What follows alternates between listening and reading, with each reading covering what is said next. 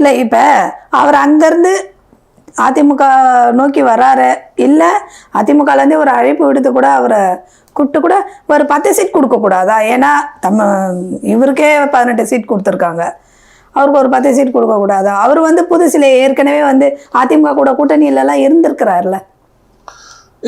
இது வந்து இந்த கணக்கு வந்து நமக்கு அவ்வளவு எளிதாக, அதாவது பாரதிய ஜனதா கட்சின்னு ஒரு ஒன்றுமில்லாத கட்சிக்கு இவ்வளவு கொடுத்துருக்காங்க இல்லையா? இல்ல நீங்க ஒண்ணு இல்லாத கட்சின்னு எப்படி சொல்வீங்க? நம்ம இங்க தமிழ்நாட்டுல ஒண்ணு இல்ல, ஆனா மத்தியில அவங்க தானே அவங்கள அண்டி பழிக்கிற இடத்துல தானே இப்ப நம்ம இருக்கோம்.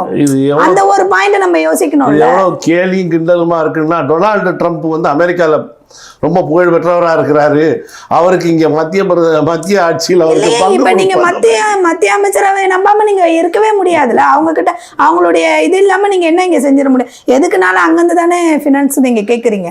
நீங்கள் தவறாக சொல்கிறீர்கள். இங்க இருந்து போகும் வரி பணம் தான் அங்கிருந்து வருது.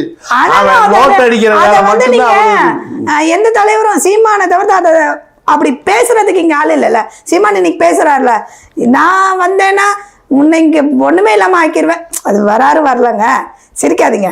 ஆனா அவர் பேசுறாரா இல்லையா? வரி பணத்தை நிறுத்த முடியாது. நிறுத்தின உடனே லோக் பவன், அந்த லோக் பவன்ல இருந்து ஒருத்தர் வருவார், ஆட்சியை வந்து தள்ளுபடி பண்ணி இந்தியாவுக்கு எதிராக புரட்சி செய்தார்கள், நீக்கிட்டு போயிடுவான். எந்த முதலமைச்சர் கூட போராடி நீங்களே சொல்றீங்களே, இவ்வளவு ஒரு கிரிட்டிக்கல் இருக்கும் போது ஒண்ணு இல்லாத கட்சி நீங்க எப்படி சொல்வீங்க அந்த கட்சியை? அதனால்தான் என்ன செய்யணும், சட்டமன்றத்தில் தேனோம் பாரதிய ஜனதா கட்சி மத்திய அரசாங்கத்தை எதிர்த்து, நாங்கள் கொடுக்கும் வரி பணம், நாங்கள் கொடுக்கிற காசுல தான் நீயே வாழ்ந்துகிட்டு இருக்க, நீ பிச்சை போட்டு நான் வாழ வேண்டிய அவசியம் இல்லை.